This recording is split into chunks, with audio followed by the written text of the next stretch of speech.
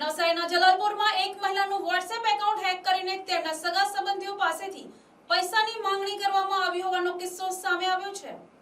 અજાણ્યા શખ્સે સાહિલ તરીકે ઓળખ આપીને મહિલા પાસેથી ઓટીપી મેળવી લીધો હતો અને ત્યારબાદ આ છેતરપિંડી આચરી હતી। નવસારી જિલ્લામાં સાયબર ક્રાઇમના બનાવોમાં સતત વધારો થઈ રહ્યો છે। આ સંદર્ભમાં જલાલપુર પોલીસ મથકે ઓનલાઈન ફ્રોડની વધુ એક ફરિયાદ નોંધાઈ છે। જલાલપુર રોડ પર આવેલી સ્મૃતિકુંજ સોસાયટીમાં રહેતા એક મહિલાના વોટ્સએપ એકાઉન્ટને હેક કરીને તેમના પરિચિતો પાસેથી નાણાંની માંગણી કરવામાં આવી હતી।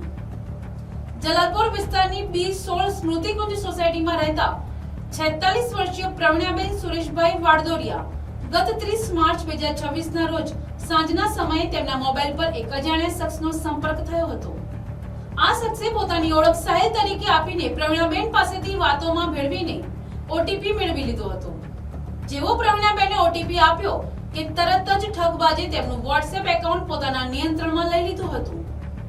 ત્યારબાદ આ ઠગ શખ્સે પ્રવીણાબેનના કોન્ટેક્ટ લિસ્ટમાં રહેલા સગા સંબંધીઓ અને મિત્રોને મેસેજ કરવાનું શરૂ કર્યું હતું। મારે તાત્કાલિક પૈસાની જરૂર છે તેમ કહીને પ્રવીણાબેનના નામે નાણાંની માંગણી કરીને છેતરપિંડી કરવાનો પ્રયાસ કર્યો હતો। આ મામલે છેતરાયા હોવાનો અહેસાસ થતા પ્રવીણાબેને તાત્કાલિક જલાલપુર પોલીસ મથકનો સંપર્ક કર્યો હતો। પોલીસે અજાણ્યા મોબાઈલ ધારક વિરુદ્ધ ભારતીય ન્યાય સંહિતાની કલમ તેમજ આઈટી એક્ટની કલમ હેઠળ ગુનો નોંધી વધુ તપાસ હાથ ધરી છે। હાલમાં જલાલપુર પોલીસ સ્ટેશનના ઇન્ચાર્જ પોલીસ ઇન્સ્પેક્ટર એનઆઈ રાઠોડના માર્ગદર્શન હેઠળ પીએસઆઈ દ્વારા આ કેસની ટેકનિકલ તપાસ ચલાવવામાં આવી રહી છે। Bureau report NTC news Navsari.